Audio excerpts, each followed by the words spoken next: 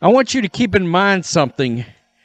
In comparison to the debut week, Angel Reese's debut game with the Rose BC Basketball Club has lost over half of its viewership. The third week of Unrivaled's most recent ratings report is out, and Angel Reese's chances are not good. The self-proclaimed face of women's basketball, the one who swears she's right there with Caitlin Clark moving the needle for the sport. Scratch that, more than half of its opening night audience within 3 weeks. We see numbers of 310,000, 320,000. 3 weeks later, 140,000 viewers for Unrivaled. More than half of the audience has disappeared. Oh no, say it ain't so. This can't be good. Let's dissect it because, although statistics are honest, they can occasionally make you laugh.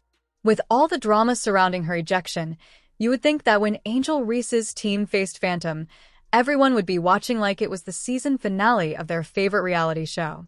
Ejections typically add flavor to memes and Twitter discussions, but alas, the game only attracted 140,000 viewers.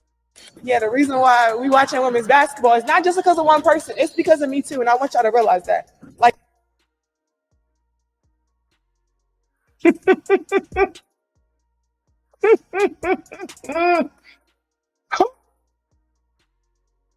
I'm sorry. I can't. She really believes that. She believed it then. She believed that they were started to watch her because of that one game. Now, let's put that into context. A different league game between the Laces and the Owls drew 190,000 viewers, which is 50,000 more people who voluntarily decided to watch a game that featured no drama, no ejections, and just traditional basketball. No disagreements on the sidelines, just layups, jump shots, and perhaps some really strong defensive plays. No spectacular exits. Why no one is supporting their secondary dump. They wonder why no one is watching pretend basketball. Maybe if they focused on the actual basketball instead of focusing on their weird utopian fantasies, maybe their dump would be upgraded to a polished turf. What does this mean, then? Angel Reese's squad may need to reconsider their strategy if drama isn't drawing in viewers and the game itself isn't either, as what's left are half-court trick shots and mascot dance-offs. Perhaps the ejection wasn't the ratings magnet that some had hoped it would be, or perhaps people are actually watching basketball and not just the crazy concept of the drama. Free tacos for viewers. The marketing team should be contacted. We start getting there. Saturday coverage, 98,000 on True TV alone. On True TV alone, but they must not have counted TNT. It wasn't on TNT. It was on True TV only. Okay? It was on True TV only. So no TNT numbers, no HBO Max numbers. Lunar Owls on True TV, 118,000. Missed Rose on True TV, 76,000. So, Angel, are we still thinking that you're the reason the league is doing well? The numbers don't lie, unless you're an influencer trying to boost your following, and from what we can see, they tell a completely different story. We already know what her fans are going to say, but Angel is a star and just as influential as Caitlin Clark. To that I say really, because the last time we checked, being influential usually means that people are actually watching you play, but let's be honest, if we're talking impact, one of these names is obviously outshining the other, and that name is Caitlin Clark. Wait, you mean to tell me that even after all the drama, attitude, and I'm changing the game speeches, you still can't even get people to watch? You guys don't remember? Angel Reese said she was also the draw. Did you guys forget about that? The hottest woman basketball player on the planet isn't involved in the Unrivaled, and weeks in, ratings are down under 100,000 viewers. So where's the lie? What am I missing? And let's not forget that Angel herself stated that it's not just Caitlin that is altering the WNBA. It's me too. Logically, ma'am, your viewership numbers seem to contradict because the last time we looked, when Caitlin Clark took the court, the ratings increased like gas prices. In the summer, however, when Angel takes the court, let's just say the numbers look more like a decent but not exactly selling out clearance sale at a discount store. Don't get me wrong, we're all for confident athletes talking their talk, but if you're going to claim to be changing the culture, at least provide the data to support your claims. It all started from the national championship game, and I've been dealing with this for 2 years now. And understanding, negative things have probably been said about me, but honestly, I'll take that because look where women's basketball is. People are talking about women's basketball, but you never would think that we'd be talking about women's basketball. People are pulling up to games. We got celebrities coming to games, sold out arenas, just because of one single game. And just looking at that, I'll take that. At the end of the day, I respect Angel's hustle. That is, the will to remain relevant even when she has nothing to offer. She is talking talent, but let's not act like the league is suddenly booming because of her when the numbers are obviously favoring someone else. Otherwise, we might have to put some of these "I'm changing the game" claims on layaway until further notice. In addition to delivering ratings, Caitlin Clark is setting records. Legacy crosses teams and fandoms following today's win. South Carolina coach Dawn Staley took a moment to acknowledge what Clark has done for the sport. Just don't want to not utilize this opportunity to thank Caitlin for what she's done for women's basketball.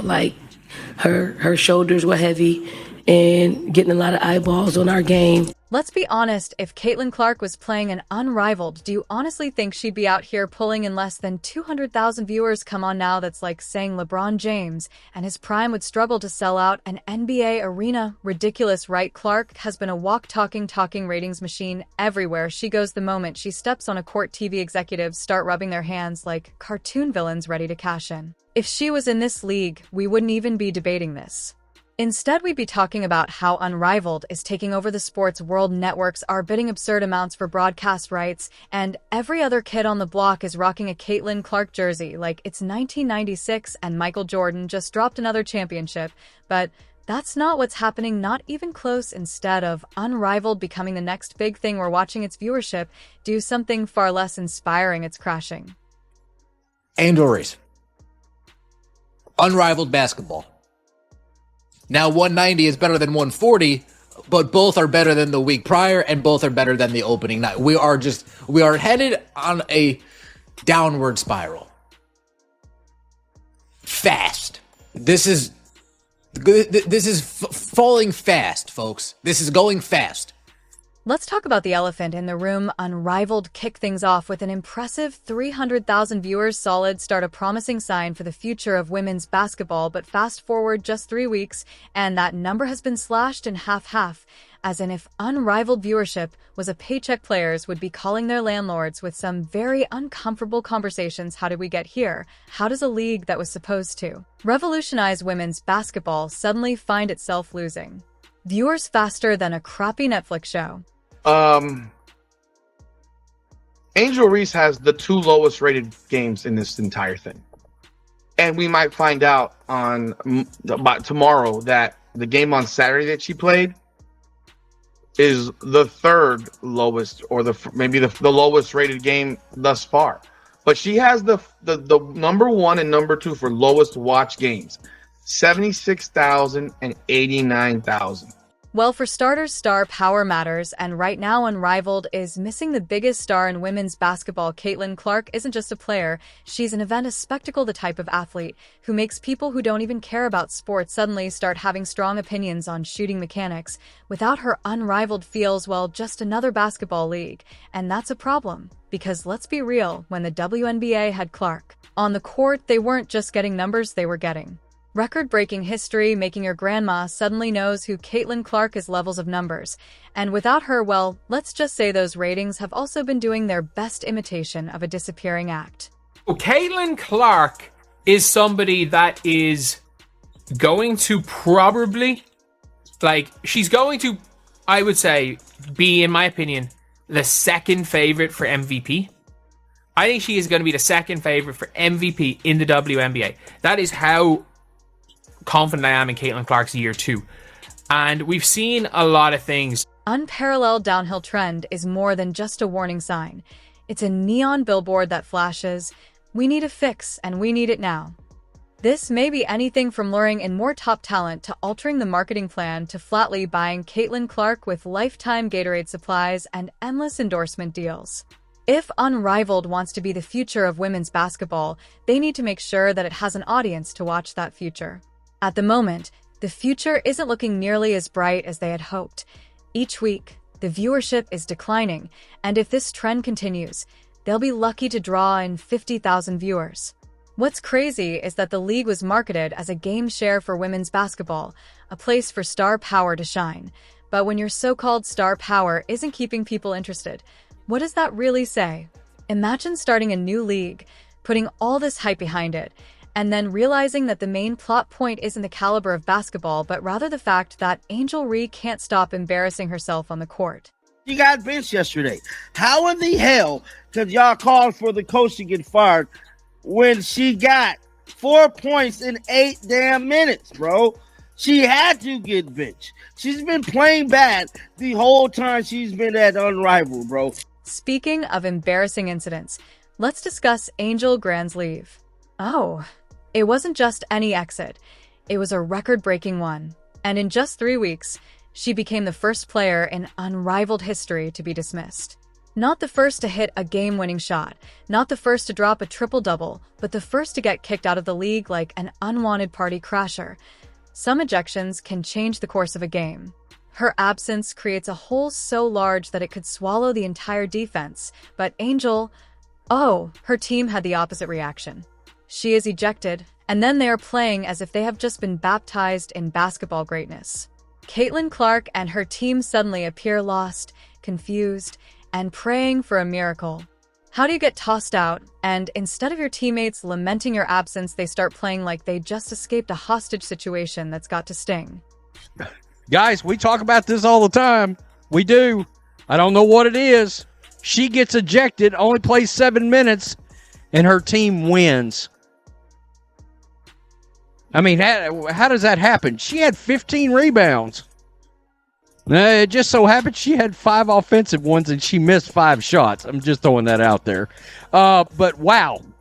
Okay. Yeah, I don't know why that happens, but the less she plays, the more successful her teams are. And let's be real, it's not like Angel was lighting up the scoreboard before her exit. We're talking about someone averaging a whole 7 points, maybe 8 rebounds. If she's lucky, that's not exactly superstar numbers. That's role player on a Tuesday numbers. You want to be mentioned in the same breath as Caitlin Clark. Sis, you got to put up stats that at least make people raise an eyebrow, not check their phones to see what's trending on Twitter at this point. Angel's claim to fame isn't her jumper, her defense, or even her rebounding. It's getting ejected faster than a bad Tinder date. Like, how are you making headlines for getting thrown out of a game before you ever made headlines for actually winning one? But hey, let's give credit where it's due. She's still making history. I mean, being the first to do something is impressive, right? Even if that something is setting the record for the fastest exit in league history. You know what they say, if you can't be the best, at least be the most memorable. And an Angel's case goal completed. Understood her frustration completely.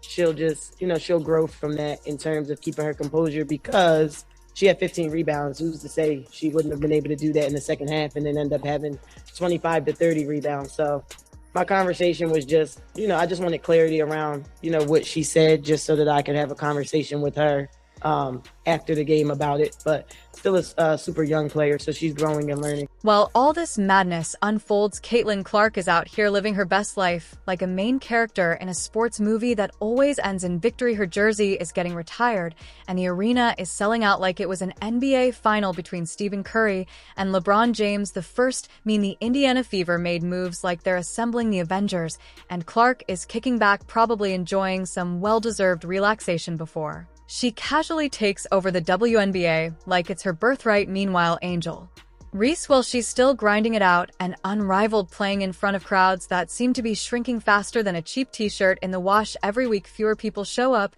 and yet we're all supposed to believe this league is revolutionary. How? By making professional basketball feel like an ordinary tournament. Now the reality is one of these women is preparing to be the face of the WNBA, while the other is struggling to keep people from forgetting that Unrivaled exists. Yeah, well, I think first of all, I feel very lucky and fortunate because there's also been a lot of really good players to wear this number in this program, whether Sam Logic, Kathleen Doyle, and those two specifically have been very supportive of myself over my career. So just thanks to them more than anything. And I think once you like hear the day and it's like, oh, your jersey's getting retired, that's it. It's like, oh, okay. But like when the day like approaches very fast, you don't have as much time to prepare for everything that's going to be involved in. Longer can Angel Reese pretend that she's on the same level as Caitlin Clark? Because the numbers don't lie, the impact doesn't lie, and the reality is when you strip away all the talk, all the drama, and all the antics, the only thing left is what actually matters, who can get people to care. And right now, the answer sure isn't Angel Reese. Let us know in the comments, what do you think about these ratings if you enjoyed? Additionally, subscribe to see more videos.